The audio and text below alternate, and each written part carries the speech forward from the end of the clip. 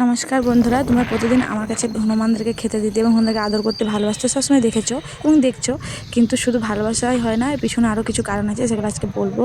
আমি রাস্তায় বেরিয়েছি, রাস্তা থেকে যাচ্ছি, এই যে লালবাগ হাজারদুয়ারি পার করে হসপিটালের মধ্যে ঢুকে গেলাম। তবে আমি যাচ্ছি আজকে হসপিটালে এসেছি কেন তোমাদেরকে বলবো।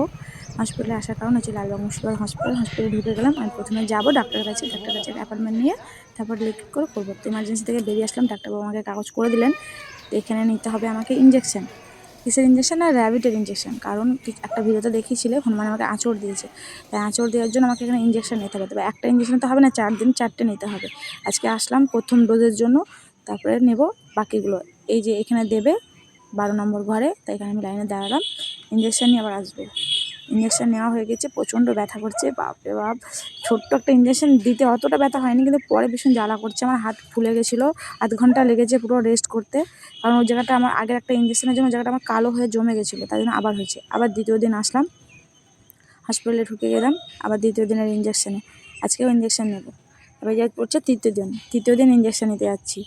আজকে চলেছে তৃতীয় দিনে হসপিটালের বাইরে থেকে হসপিটালে ঢুকবো, হসপিটালে ঢুকে ইঞ্জেকশনটা নেব। প্রত্যেক দিন আসতে বিরক্ত লাগছে, নিজের কাজ ফেলে সব কিছু ফেলে তবুও আসতে হচ্ছে, কিছু করার নেই। মাঝখানে ছাড়া যাবে না, র্যাবিটের ইঞ্জেকশন নিতে হবে।